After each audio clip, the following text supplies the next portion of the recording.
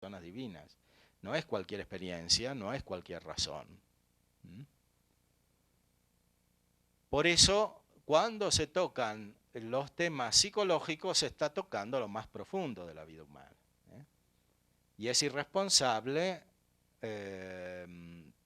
dedicarse a estos temas sin conocer efectivamente lo más profundo de la naturaleza humana. Este es el gran mérito de este gran psicólogo católico que además era psiquiatra, médico, y que, como dice Frankl en ese libro, estudió orgánicamente al hombre y entendió que la gracia efectivamente no solo supone la naturaleza, sino que la perfecciona, y que sin la gracia no se puede perfeccionar y cumplir la naturaleza y todo el orden natural. Bueno, antes de pasar a la consideración de los autores espirituales, en los cuales encontramos la formulación más profunda de las leyes del funcionamiento de la mente humana, de la psique humana, y por tanto del cumplimiento de la potencia obediencial del hombre para la mística, tal vez quieran hacer alguna pregunta, sea de lo de ayer, sea de lo de hoy.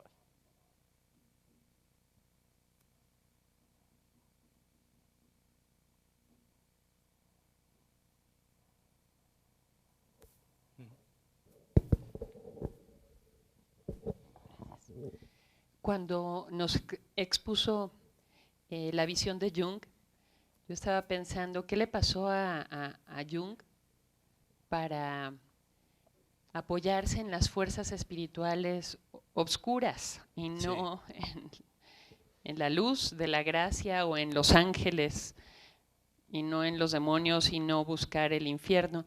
Y me parece que después del recorrido de autores que hicimos ayer y los que llevamos hoy, pues la misma experiencia personal de cada uno de ellos ha hecho que tomen las vertientes que siguen. Entonces, primero, ¿qué le pasó a Jung para tener ese rechazo a la luz espiritual? Porque es un hombre que busca y cae en el esoterismo por eso. Y, ¿o por qué rechaza la parte espiritual que viene de Dios? Y luego, cuando Frank, discípulo de Allers, habla de esa manera de él, también qué le pasó para caer en las aberraciones que ayer vimos. Algo les pasó a estos hombres, claro, porque no nada más es darle cuerda al cerebro y racionalizar y ver qué les tocó. Bueno, efectivamente pasan muchas cosas, ¿no? Comencemos por lo de Jung.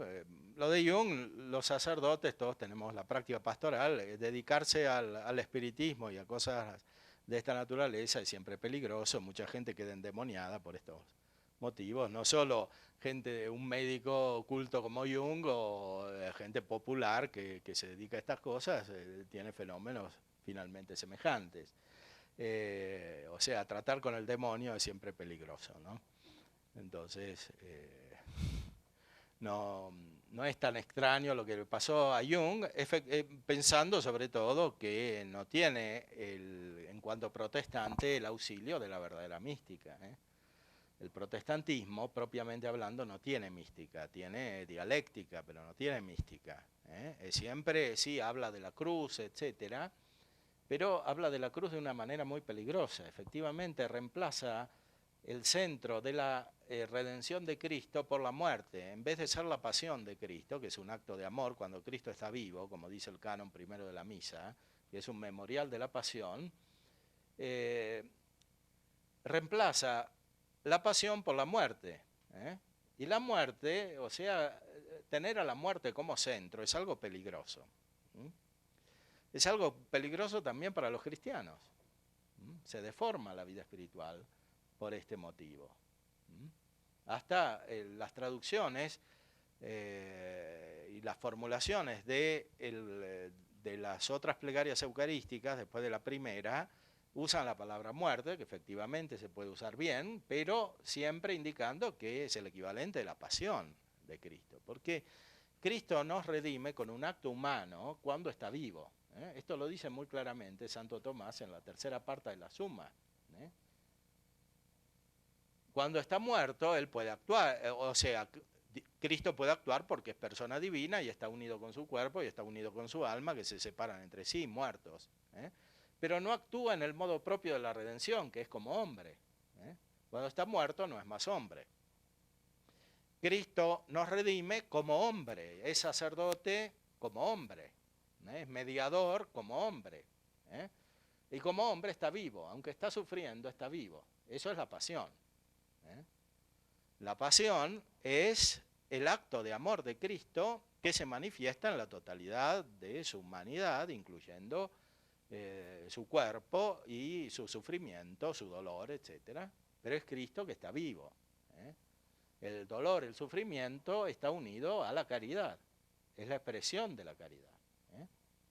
Entonces, todos los místicos verdaderos han captado esto y han querido unirse a la pasión de Cristo.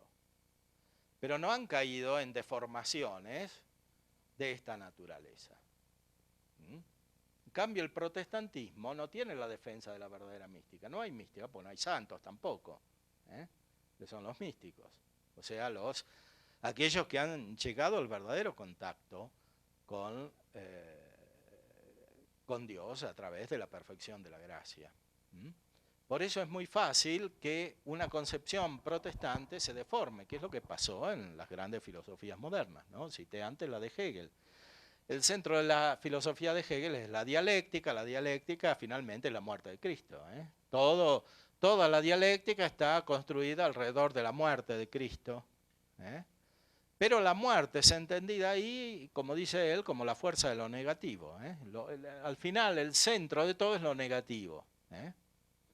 Y es muy fácil que una espiritualidad cristiana se deforme en este sentido si no hay una verdadera concepción mística. Que es algo que efectivamente falta mucho en la iglesia de nuestros días y en la formación de nuestros días. No se puede esperar que de esta manera haya una verdadera ciencia psicológica en el sentido propio del término.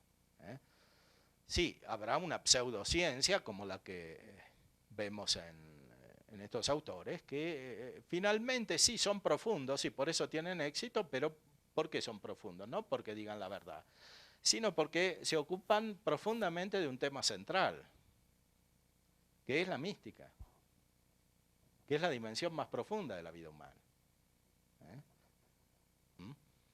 Entonces, esa contradicción es la dialéctica, es una contradicción vital antes que nada, antes que ser una contradicción teórica, abstracta. Bueno, habría que ver qué le pasó a Frankl, que era discípulo de un gran católico muy profundo, muy inteligente, del cual tomó muchas ideas, pero que evidentemente no siguió.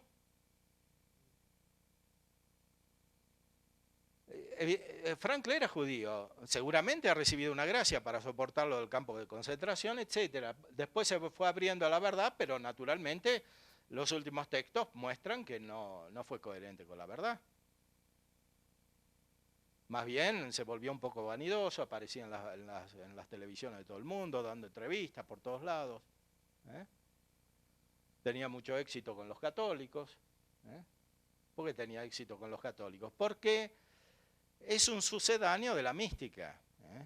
O sea, porque por un lado toca un tema real, pero por otro lado una solución cómoda.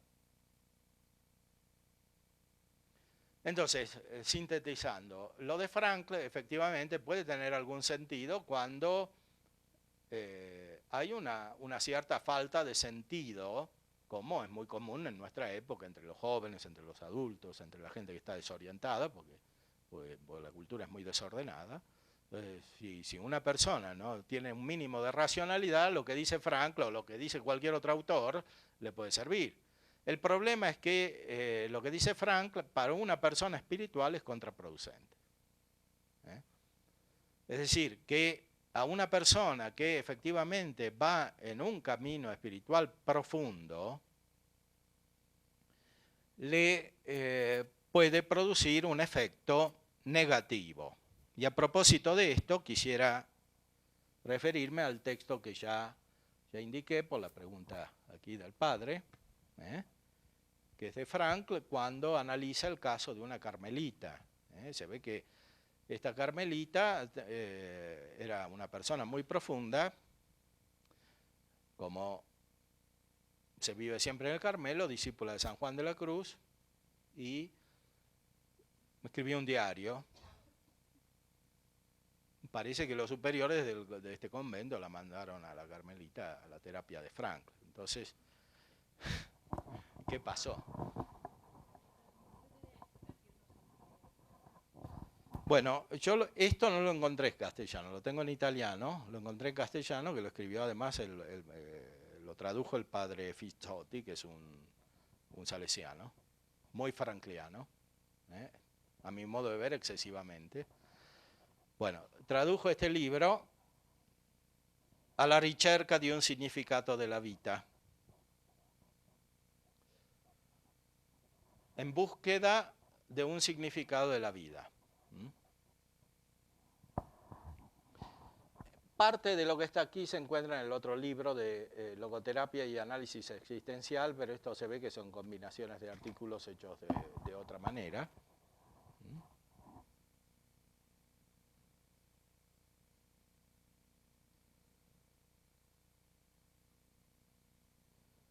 Dice Frankl aquí, según nuestro parecer, también una existencia psicótica conserva un cierto grado de libertad.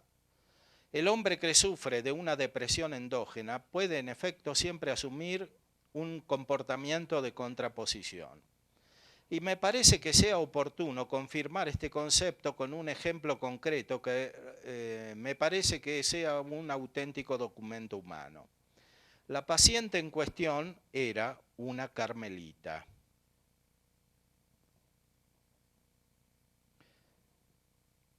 Y anotó en su diario todo el recorrido de la enfermedad y de las variadas fases del tratamiento, que hay que notar no se basaba solamente sobre la logoterapia, sino también sobre la administración de fármacos, medicinas. Fíjense cómo Frankl, que es logoterapeuta, que le interesa tanto la dimensión metafísica, etcétera, en este caso de la carmelita le da remedios, drogas. Aquí vuelve a ser médico. Cosa que no es tan raro porque suele suceder. O sea, ejemplos de personas consagradas que toman remedios de esta naturaleza son muchos, lamentablemente. Por una inadecuación en la visión psicológica y también en la visión psiquiátrica, porque además de todo, como hemos dicho antes, hay una invasión del campo de la psicología por parte de la psiquiatría y una invasión del campo de lo espiritual por parte de la psicología. Normalmente se tiene miedo de lo contrario, de que lo espiritual invada la psicología, cuando en realidad lo que sucede es al revés. Es la psicología la que invade la espiritualidad, como vimos en Frankl y como vimos en Jung. Se tiene mucho miedo de que en las facultades de psicología la teología ilumine la psicología. Pero no se tiene miedo de que la psicología condicione la teología, que es lo que de verdad pasa, o la espiritualidad.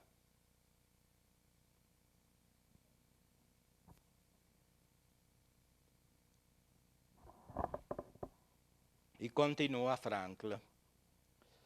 Basta tomar solo algunas expresiones de tal diario, dice la carmelita. La tristeza es mi única compañía. Cualquier cosa que yo haga me arrastra abajo como plomo sobre mi alma. ¿Dónde están mis ideales? ¿Dónde están todas las cosas grandes, buenas y bellas a las cuales yo aspiraba? Todo desapareció. Me queda solo el aburrimiento o la tristeza que llena mi corazón. Vivo como proyectada en el vacío y hay momentos en los cuales el mismo dolor me falta. Y anota Frankl. Como se puede observar, nos encontramos con una forma de melancolía anestética. En el diario se lee todavía: en esta mi desesperación invoco a Dios, Padre de todo, pero Él también está callado. No me queda sino desear una sola cosa, morir, y hoy mismo si fuese posible. Y he aquí lo que dice: si no tuviese la conciencia que me da la fe de que no soy patrona de mi vida, habría ya tentado de acabarla muchas veces. Es justamente a través de esta fe y de esta conciencia que la amargura de mi sufrimiento está inmediatamente transformada. Quien en efecto presume de que la vida consista en el ir de éxito en éxito es como un tonto que está delante de una pared de un edificio y golpea la cabeza, no comprendiendo por qué hay que cavar tanto en profundidad para poner los fundamentos de una catedral. Dios se construye un templo en cada alma, y en mi caso está justamente cavando los fundamentos. Mi tarea es solo de ofrecerme para que pueda excavar. Evidentemente se trata de un alma santa. Y Frankl no podía sino entender esto al revés. Es una psicótica que tiene melancolía anestética y la llenó de medicina, de remedios, de drogas. Esto es una barbaridad. Es un crimen. Y los responsables son los superiores o la superiora de esta carmelita.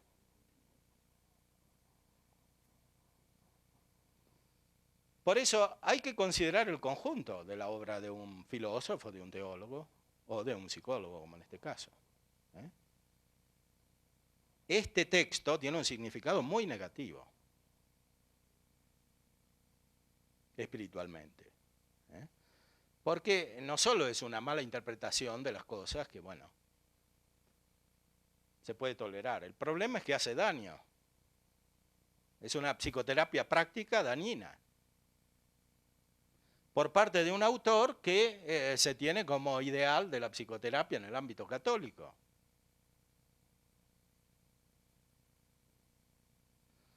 ¿Por qué hace daño? Porque se mete con la mística, que es el corazón del problema.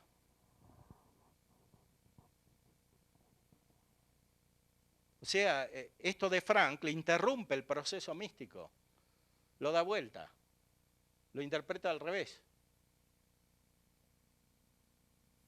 Está bien, parece más aceptable que los disparates de Jung o que la perversidad de Freud cuando explica la relación de Cristo con su padre, etc. Pero en la práctica, justamente porque parece menos dañino, es más dañino. Parece más aceptable. O sea, es el caso extremo, Frankl y la Carmelita. En el medio hay casos no tan dramáticos, naturalmente. Pero no quiere decir que esto tenga un efecto positivo. Cuando, especialmente, repito, se trata de personas espirituales. Si es una persona totalmente desintegrada en su conducta y en su mente, cualquier tipo de terapia le sirve, no tanto porque es tal terapia o tal teoría, sino porque hay un inicio de racionalidad, uno busca una solución, dialoga con otra persona, se abre a un cierto uso de la razón. Pero no es por el mérito del método que se produce la curación, sino por los principios intrínsecos en la naturaleza humana, que no está del todo corrupta, la inteligencia permanece. Entonces, cualquier ocasión de utilizar la inteligencia es factor de curación, porque la salud humana es siempre usar la razón.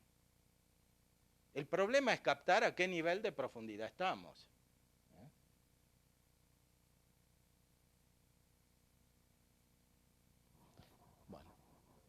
Solamente un breve comentario.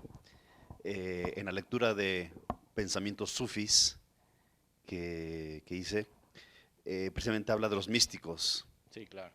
Y habla que dice los pensamientos sufis, que son los musulmanes, habla de, ellos tienen un principio fundamental que es hablar de lo que han experimentado, Sí. no de oídas ni ni de lecturas, sino dice, mostrando las llagas que el fuego existe. Sí. Aunque ellos no han tenido la revelación, sin embargo, en cuanto a místicos, en ese sentido, pues coinciden en la necesidad de la experiencia. Digo, ahora que usted comentó esto, me lo trajo a la mente. Sí, pero también ahí hay que tener cuidado, ¿no? Porque Maritain, del cual hablamos ya, entró en esa concepción equivocada, en parte por meterse con el tema de la mística de los budistas. O sea, hace como una especie de comparación entre la mística natural y la mística sobrenatural, que no es suficientemente profunda. Entonces, es verdad que el hombre tiene una capacidad mística, pero también es verdad que en el desarrollo místico puede haber fenómenos ambiguos. No solo fuera del cristianismo, dentro del cristianismo hay fenómenos ambiguos. Por eso hace falta un discernimiento. La Iglesia, cuando se encuentra con las apariciones de la Virgen que hay en muchos lugares, tiene que discernir primero, porque hay apariciones falsas. Hay falsos místicos, falsas místicas. Si hay falsas místicas dentro de la Iglesia, mucho más hay falsas místicas fuera de la Iglesia. Entonces, siempre hace falta un discernimiento. Pero es verdad que la mística es experiencia y que la crisis de la cristiandad actual, de la forma actual de cristianismo, es debida al racionalismo, que es lo mismo que la falta de mística. Con este sistema vamos al fracaso. Padre, ya casi es tiempo, pero nada más si puede decir 2 o 3 palabras sobre un autor que ahora está muy de moda, lo lee en todas partes, todo lo que habla lo convierte en libro, el benedictino Anselm Grün, porque lo digo porque es precisamente junguiano en su concepción arquetípica de la vida espiritual. Sí, sí, bueno, el problema de Grün es doble. Por un lado, la profundidad a la cual se abre, que es ambigua, como vimos en Jung. Y por otro lado, la superficialidad. O sea, combina las dos cosas. O sea, atrae de alguna manera porque es superficial, es fácil. O sea, parece una respuesta inmediata a los problemas actuales, pero por otro lado encamina a una falsa profundidad, que normalmente no va más allá de una cierta ambigüedad moral. Una ambigüedad moral que se traduce en una comprensión indebida de ciertas conductas que son contrarias a la verdad ya natural. Esa ambigüedad es presentada como mística muchas veces. O sea que uno que comprende este tipo de inmoralidades es una persona más profunda que una que no las comprende. Este es un camino, uno de los múltiples caminos de la falsa mística, y este tipo de lecturas puede favorecer esta ambigüedad. Bueno, hacemos la interrupción. Sí, nada más. Les pido por favor si directamente pasamos aquí al lobby del edificio para sacar la foto de grupo, porque nuestro estupendo fotógrafo ya se tiene que ir.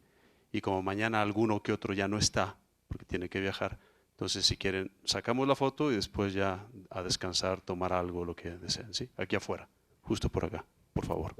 5 minutos, si te quieren. A ver, los más chaparros adelante, por favor. Vamos a usar un escalón. Ah, un escalón. Todos en medio. No, por eso. ¿No te avisaron? ¿Cuántos somos? Digo, padre. Somos, no me equivoco, son 30. ¿Vale? ¿Te faltó? Allá hay un padre hablando por teléfono. Sí. Ay. ¿Sin el padre? ¿Así? Sí. Ahora. Si alcanza otra.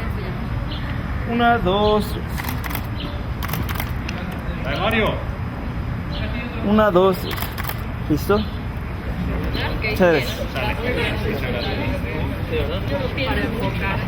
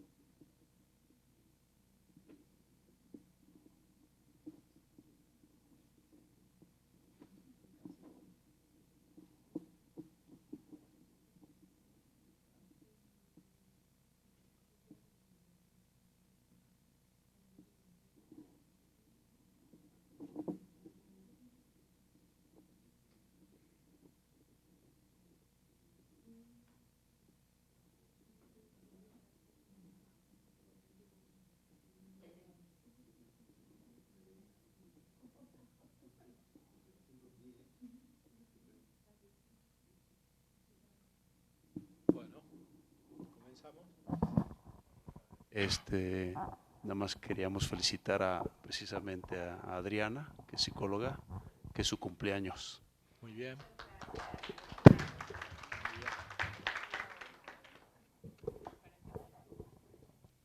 Para, bueno, felicitarla y rezar por ella, sí. Por lo menos un misterio del rosario, ¿no? Muy bien. Muy bien. Ella no es adleriana, ni junguiana, ni freudiana, ni frankiana. Es juanina, de San Juan de la Cruz, o teresiana, cristiana. Muy bien. Bueno, muy bien. Vamos a hacer alguna referencia al maestro de Adlers, que era Alfred Adler, que es un psicólogo de origen judío, un psiquiatra, médico de origen judío, que tiene la característica de presentar reflexiones importantes de mucho sentido común, es decir, de mucho realismo, especialmente porque utiliza prácticamente una sola noción metafísica, pero es la noción metafísica más importante, es decir, la noción de fin, la causa final. ¿Por qué Adler piensa que se desarrolla la neurosis? La neurosis se desarrolla porque hay una búsqueda de un fin, que es lo determinante en la conducta, pero de un fin equivocado, un fin más aún ficticio, como dice él. Es decir, un fin artificial, un fin que no corresponde a la verdadera naturaleza de la persona. Ese fin equivocado, en Adler, sintéticamente, corresponde a una imagen que el individuo se forma de sí mismo en comparación con los demás. O sea, una colocación de sí mismo en el orden imaginativo frente a los demás como superior y como central. La persona busca superioridad. Eso para Adler es evidentemente una deformación. Ese rasgo lo designa con el término ambición. Una persona neurótica es una persona ambiciosa. Es decir, busca una superioridad no debida, una superioridad que no tiene fundamento. Veamos algún texto de este libro fundamental, El carácter neurótico, que es aquella que quería presentar como tesis doctoral y que no fue aceptada como tal, como a veces sucede en el ámbito académico. Libros muy importantes por razones exteriores o metodológicos son rechazados cuando contienen una gran sustancia, y así sucedió con esta tesis de Adler. Sin embargo, Adler tuvo una gran influencia posterior, no comparable con la de Freud, sin embargo fue muy importante. Además, Adler conocía bien a Freud porque era discípulo suyo y perteneció al círculo psicoanalítico al principio, aunque después se separó de este mismo círculo y fundó su propia escuela, cosa que los freudianos nunca le perdonaron, y se desarrolló de una manera autónoma. Pero no tanto por el hecho de que fundó su propia escuela, sino por lo que dice, porque lo que dice es opuesto a lo que dice Freud. Lo que dice Adler prácticamente designa la teoría de Freud como síntesis de la neurosis, lo cual no es ajeno al sentido de lo mismo que quiere decir Freud, porque para Freud la neurosis finalmente tiene un sentido positivo. Para Freud la neurosis es el desarrollo de la racionalidad humana frente a las fuerzas instintivas, que no puede ser sino conflictivo. Para Adler, en un sentido mucho más realista, la neurosis es efectivamente negativa. La neurosis impide aquello que él vislumbra como fin de la vida humana, aunque no es un fin muy elevado. Él entiende que la vida humana se dirige a una inserción adecuada en la comunidad, que es un elemento positivo de la teoría de Adler. El neurótico es uno que no se adecua bien a la vida comunitaria, a la vida social. Es uno que no desarrolla capacidades de armonía con las otras personas y con el conjunto social, comunitario, justamente porque pretende ser el centro de los demás, llamar la atención, provocar admiración y finalmente, en los casos más graves, controlar a los demás. O sea, hay una búsqueda finalmente del poder, aunque no siempre se da esta búsqueda del poder, especialmente cuando la neurosis se da con características aparentemente femeninas, como dice él. O sea, se busca la superioridad masculina por medios femeninos, es decir, por una actitud de pasividad. Todo esto, por supuesto, es parte de la neurosis, así como la consideración de la masculinidad como superior a la feminidad, que es un tema muy común en esa época, así como en el siglo XIX, la comparación entre lo masculino y lo femenino. En general, los autores tendían a subrayar fuertemente, como se ve en Freud, la superioridad de lo masculino sobre lo femenino. Adler obra más bien en sentido contrario. Para Adler, esta búsqueda de demostrar la superioridad de lo masculino es más bien un rasgo neurótico, que actúa en el fondo de los comportamientos sociales de tipo neurótico. Veamos algún texto de Adler en el carácter neurótico al principio, en un capítulo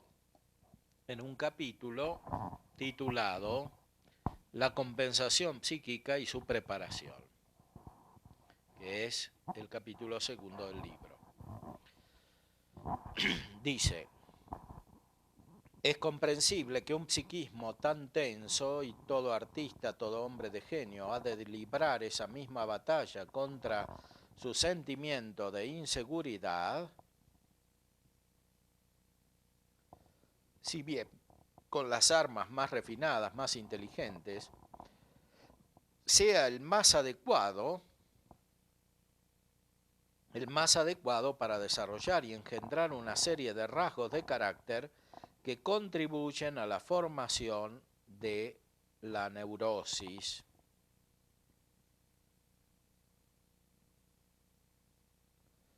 La neurosis entonces tiene que ver con un estado de tensión, y el estado de tensión corresponde a lo que dice a continuación: la ambición es el rasgo principal. El estado de neurosis está provocado por la ambición, en la visión de Adler.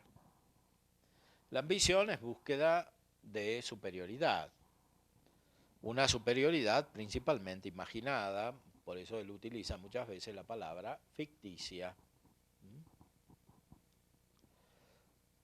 construida por el sujeto. Constituye la más fuerte de todas las líneas directrices secundarias que conducen a la meta final ficticia, y da lugar a su vez a un cúmulo de nuevos dispositivos psíquicos dirigidos a asegurarle al neurótico una posición de preeminencia en todas las situaciones de la vida, pero que exacerban su agresividad y su afectividad. Entonces, en el neurótico hay una perturbación afectiva. La perturbación afectiva está conectada con una perturbación racional, y esta, a su vez, corresponde a una perturbación en el orden de la percepción e imaginativa. El neurótico es uno que busca una imagen, el refuerzo, la delimitación de una imagen. El neurótico, para construir esa imagen, necesita un sistema afectivo que es antinatural, porque la imagen es antinatural, es artificial. Por eso la relación entre las distintas potencias afectivas y entre la afectividad del neurótico y la afectividad ajena es artificial. Es lo que designa con el símbolo de la tensión. Es una vida psíquica tensa indica un estado afectivo artificial, no correspondiente a la realidad misma del sujeto.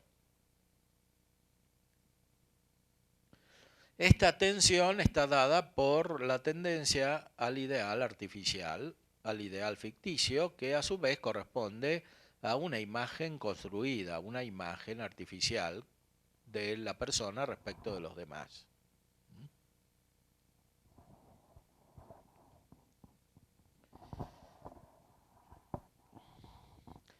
Esta tensión se manifiesta como agresividad y como afectividad exagerada en el sentido de la concupiscencia, lo cual se podría sintetizar en la palabra sensibilidad. El neurótico es muy sensible, como a veces se dice, es una persona muy sensible a las ofensas, muy sensible al trato de los demás, a las actitudes, a los gestos. Todo lo exacerba, todo lo hace reaccionar, todo lo toma mal, efectivamente, o todo lo toma bien de una manera exagerada, que no corresponde a las verdaderas intenciones y manifestaciones del otro, etc. Es un estado de tensión afectiva. Y Adler hace un análisis muy fino de cuál es la causa de este estado de tensión afectiva. El análisis corresponde al descubrimiento de esta búsqueda de una imagen ficticia, de una construcción artificial, de, en el fondo, la propia personalidad del neurótico busca construir una artificial personalidad, especialmente en comparación con los demás. En este sentido, el neurótico es una persona poco sustancial, no se conoce a sí misma, sino que conoce su propia imagen, la cual a su vez él construye. Todo este estado artificial termina en una tensión afectiva que se manifiesta de la manera que describe a continuación. De ahí que el neurótico se nos presente por lo regular como un individuo orgulloso, egoísta, envidioso y avaro, que en todo momento pretende deslumbrar, ser él el primero, y que no obstante tiembla ante la posibilidad de un fracaso y retrocede atemorizado ante la necesidad de tomar una decisión. Todas estas son alteraciones afectivas que finalmente terminan en una alteración voluntaria, es decir, en una parálisis de la voluntad.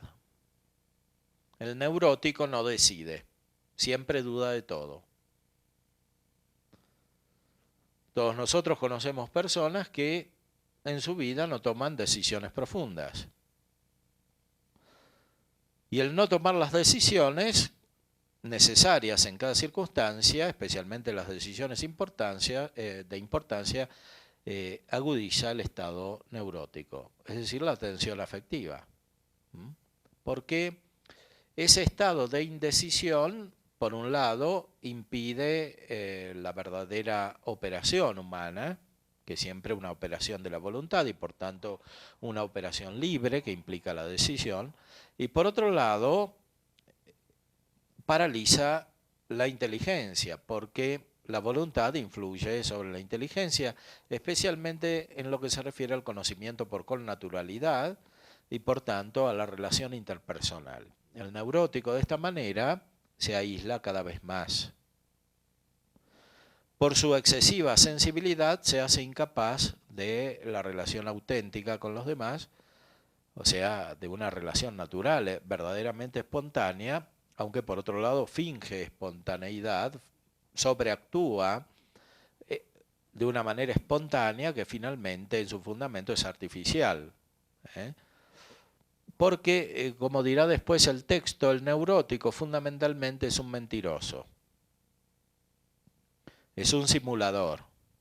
Como explica Santo Tomás, la mentira se dice con las palabras o con los gestos, con las obras. El neurótico, más que con las palabras, miente con las obras. Y en primer lugar se miente a sí mismo. Incluso hay personas mitómanas que se creen su propio discurso cuando están, en cierta manera, delirando. O sea, pierden el control de su propia percepción de la realidad. Bueno, el neurótico, sin llegar a estos extremos, como se ven en personas más bien de baja cultura, el neurótico, que suele ser persona de cultura más elevada, porque para ser neurótico hay que ser inteligente, como dijimos, el neurótico es una persona que finalmente pierde el contacto, especialmente el contacto humano, se hace incapaz de una auténtica relación humana, por lo tanto de una verdadera amistad, y si lo continuamos en el orden sobrenatural, de la verdadera caridad. El neurótico es avaro, es egoísta, etc. Finalmente todo eso se traduce en una actitud poco amistosa y en una actitud poco caritativa, porque finalmente la caridad es amistad y es una amistad superior, más perfecta, que perfecciona y realiza la amistad natural. No se puede ser caritativo y finalmente ser poco amigable. Por eso es necesario incluso realizar la amigabilidad como una actitud exterior. Santo Tomás la Suma también lo trata, la afabilidad. Para ser virtuoso hay que ser afable. Es decir, hay que tener gestos amigables exteriores respecto de los demás. El neurótico se hace incapaz de esto por la tensión psíquica, que quiere decir más precisamente una tensión afectiva en este caso. Una tensión afectiva que depende de una construcción imaginativa que finalmente corresponde a un aislamiento voluntario de la realidad. El neurótico no quiere estar en la realidad. Volver a la realidad le resulta violento. Le resulta violento porque cuando vuelve a la realidad por algún acontecimiento extraordinario, se da cuenta de que su superioridad imaginada es falsa. Que las cosas en verdad no están así como él las pensaba en su carrera estratégica en busca del éxito, de la preeminencia, de la superioridad. Continúa el texto de Adler. De aquí la conducta vacilante y cautelosa del neurótico, su desconfianza, sus indecisiones y dudas. No es poco común que los neuróticos sean filósofos y busquen un tipo de filosofía neurótica. Y que por el estudio de este tipo de filosofía refuercen su propia neurosis. Por ejemplo, si un neurótico estudia la filosofía de Kant, se vuelve más neurótico. Porque la estructura fundamental de la filosofía de Kant es neurótica. Nada digamos de la filosofía de Husserl, que es todavía más neurótica. Y a veces Husserl es presentado como personalista, como base de la filosofía personalista, etc. Si hay alguna filosofía poco personalista, es la de Husserl, que es la filosofía más abstracta y complicada que puede haber, y que se basa explícitamente sobre la duda cartesiana. El método de Descartes, que es el comienzo de la modernidad, es como el inicio de la modernidad, es la duda metódica. La duda como fundamento de cualquier construcción intelectual. Hay que desconfiar de todo lo anterior para comenzar de nuevo. Es una actitud neurótica, porque solo de esta manera, comenzando todo de nuevo, hay absoluta seguridad. Como dice Kant en la Crítica de la Razón Pura, el camino seguro de la ciencia. Para tener total seguridad hay que dudar de todo, de todos, y construirse un sistema artificial de la realidad. A una costa de que ese sistema permanezca en la razón pura, como dice Kant, en la mera razón. El neurótico es un pequeño kantiano. Es decir, es un pequeño idealista, aunque no sea filósofo, es una especie de personaje filosófico en pequeño. Y muchas veces ostenta esta condición pseudofilosófica para convencer a los demás. Bueno, el mismo Descartes tenía este problema. En una de sus cartas se ve que estaba en alguna de sus crisis, como cuando estaba delante de la chimenea, y pensaba en la hipótesis del genio maligno. Bueno, Descartes en una de sus cartas dice que la filosofía sirve en el fondo para hacer un buen papel frente a los demás en las reuniones sociales. Bueno. Esto que dice Descartes es más práctico de lo que parece. Es decir, hay mucha gente que, aunque no sea de filosofía, ahora habla de otras cosas la gente, no solamente de filosofía, puede hablar de física, de política o de fútbol, pero muchas veces se refugia en una especie de sistema artificial. Y por medio de ese engranaje de pensamientos, de actitudes efectistas exteriores, pretende demostrar una propia superioridad. Este es un problema estructural de la cultura moderna, que se basa naturalmente sobre la filosofía moderna. Es una cultura neurótica que produce neurosis. No es tan fácil estar exento de la neurosis en la cultura moderna, de la neurosis en el sentido que está aquí describiendo Adler. Basta simplemente estar insertado en la cultura moderna para volverse neurótico.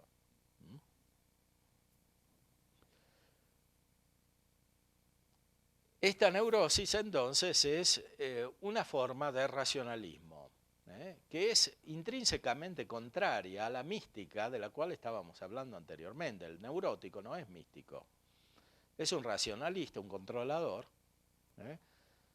que aborrece el misterio.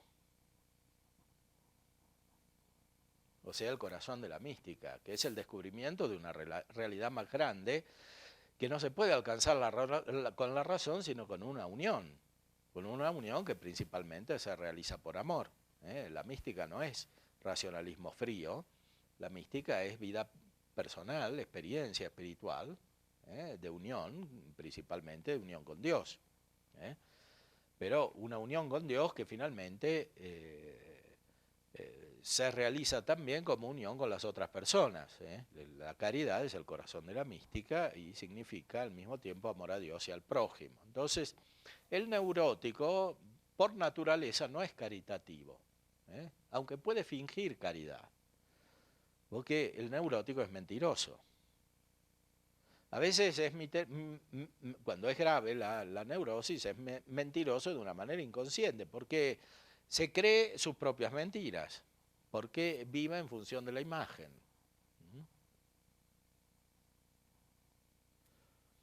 Por eso el neurótico finalmente es avaro, egoísta, poco caritativo, poco amigable. De más está decir que la cultura moderna favorece este tipo de individualismo neurótico. Como podemos observar, son apreciaciones de Adler muy útiles en la práctica, porque efectivamente concentran la experiencia, sirven para ahorrar el camino del descubrimiento. Esto se puede descubrir analizando las conductas, pero es trabajoso porque hay que analizar muchos casos particulares. Adler, a partir de su experiencia psicológica, nos da como el resultado, el concentrado de esta experiencia que requiere el análisis de muchos casos particulares.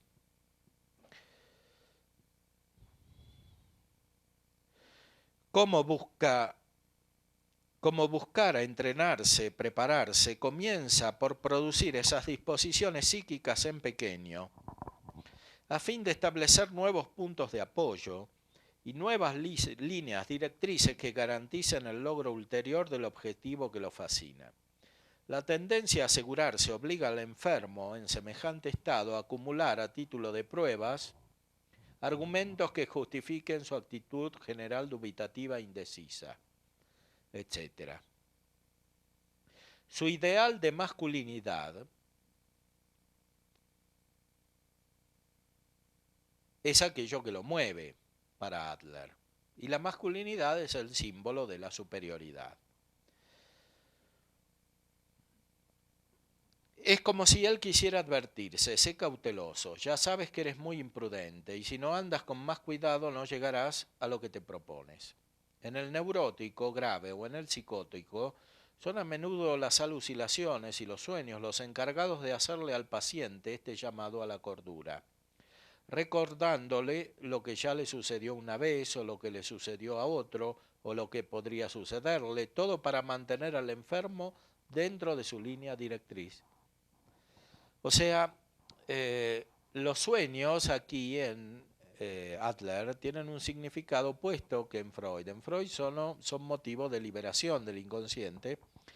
En Adler estos sueños son más bien motivo de reforzar la enfermedad, la línea directriz. O sea, los sueños exacerban el cuidado del neurótico, la precaución, el excesivo preocuparse por lo que puede suceder. Por eso el neurótico está siempre pensando en el futuro, no vive en el presente, porque está ocupado con su plan estratégico en busca del fin. Lo que le interesa es este fin neurótico, que no es un fin real, no es un fin que existe en la realidad. Por eso se va desde la realidad hacia el futuro. El problema es que, siendo la sociedad neurótica, muchas veces este afán de superioridad del neurótico se termina cumpliendo. O sea, la sociedad como tal premia a los neuróticos, como se demuestra en la vida política.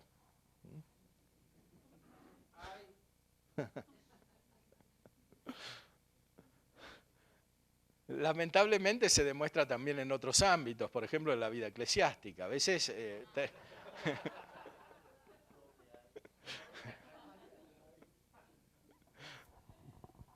es decir, el neurótico termina realizando su plan. Por supuesto, es una realización aparente, porque todo termina en el fracaso. En el fracaso, sea un fracaso individual, sea un fracaso colectivo. Esto es así porque la sociedad estructuralmente está configurada de esta manera. Entonces, es como una carrera de neuróticos, saber quién tiene la estrategia superior. ¿Quién gana al otro? Por eso esa enfermedad de la búsqueda del poder. El neurótico más inteligente es el que le gana al otro neurótico, es decir, el que tiene el plan más preciso, más adecuado para lograr el objetivo, que es la búsqueda de la superioridad. Evidentemente, esto es la enfermedad, ¿no? Como dice Adler, que utiliza propiamente la palabra. Esto es la enfermedad, no es la salud, ni es, por supuesto, la naturaleza de la sociedad y mucho menos de la Iglesia, que está constituida por la caridad, que es el remedio de la neurosis en este sentido entendida, que es búsqueda ambiciosa del poder, de la superioridad, que es aislamiento recíproco de las personas, porque el neurótico, aunque desarrolla rasgos de hiperactividad, es poco sociable, o sea, no tiene amigos verdaderos. Aunque conoce muchas personas, se la pasa comunicando, sin embargo no tiene verdaderos amigos. Porque ve todas las otras personas en función de su plan estratégico. Que es un plan racional o más bien racionalista. Bueno, no digamos lo que puede pasar cuando en una familia hay competencia de neuróticos. O cuando en una parroquia hay competencia de neuróticos.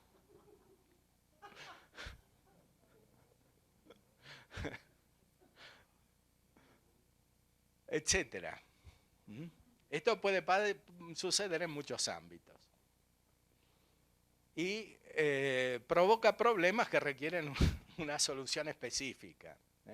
Por supuesto que la solución radical no puede ser natural. Este es un problema que supera el método natural.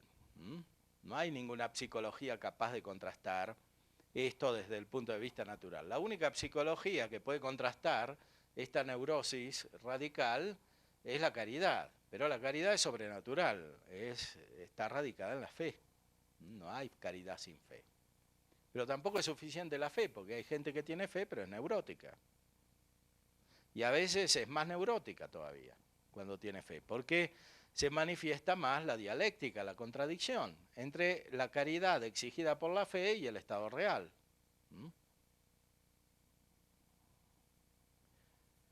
Por eso, una verdadera psicología, especialmente cuando se trata de las dimensiones más profundas de la vida humana, como es la búsqueda del fin, no puede prescindir, como decía el texto del Papa Pío XII que habíamos leído ayer, del aspecto metafísico, que es justamente el que establece la conexión entre los actos y el fin, y no puede prescindir finalmente de la visión de fe, como decía el mismo texto, y de la caridad, porque la fe sin la caridad queda fría, informe, sin realización. Como dice San Pablo en la carta a los Gálatas, se trata de la fe que obra por la caridad. Entonces, una fe que no obra por la caridad es siempre una fe informe. Una fe informe es una fe sin forma que finalmente adquiere cualquier otra forma, o sea, se deforma. Una conducta cristiana sin caridad es una conducta deformada, aunque se tenga la fe. Por supuesto que la falta de caridad prepara el debilitamiento de la fe y finalmente la pérdida de la fe, como constatamos en la cultura moderna, que, como decíamos antes, siendo una cultura neurótica, más o menos indirectamente prepara la pérdida de la fe. Muy bien. Ahora nos vamos a introducir a la psicología cristiana en su máxima expresión, especialmente en los grandes autores espirituales. Tendríamos tantos autores que considerar. Por lo que se refiere a la vida mística, en su aspecto más profundo encontramos, sobre todo, el desarrollo de la teología espiritual de San Juan de la Cruz como una guía fundamental. Por lo que se refiere a la interacción entre la vida espiritual y la vida temporal, San Francisco de Sales es una guía insustituible, tiene muchas observaciones psicológicas, por ejemplo, en sentido práctico, en la introducción a la vida devota, que todos los cristianos deberían leer. San Ignacio de Loyola nos ayuda en el discernimiento espiritual, que es algo muy complejo, que tiene diferentes niveles y que requiere un estudio profundo, y cuando se trata de una ayuda en sentido universal, verdaderamente científico, para entender verdaderamente las leyes de la conducta humana en su sentido más profundo, hay que estudiar los criterios verdaderos de discernimiento espiritual, que incluye el discernimiento moral, natural, pero que es mucho más profundo. Veamos ahora fundamentalmente la estructura principal del pensamiento de San Juan de la Cruz. Él se fija en la evolución espiritual, que es una evolución mucho más profunda que la de la vida natural, porque se trata de la vida divina, se trata de alcanzar la vida del mismo Dios y de traducirla en la conducta propia. Esto naturalmente es dificultoso, es arduo, sobre todo considerando el punto de partida de la naturaleza deformada por el pecado, aunque ya ha sido restaurado por la gracia. Requiere un crecimiento para que se forme una unidad no solo de ser, sino también de conducta en la vida humana. Y este es el sentido intrínseco de la vida, de la gracia, que es vida, y por eso causa movimiento desde sí mismo, desde lo interior. Y es un movimiento mucho más intenso que el de la vida natural. O sea, comparada con la evolución espiritual que produce la gracia, la vida natural se queda en un estado de parálisis. Lo decía Adler hace un momento, el neurótico es un paralítico mental.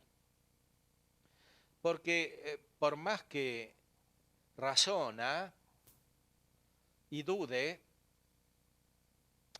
no termina en nada su razonamiento, sobre todo no termina en nada práctico.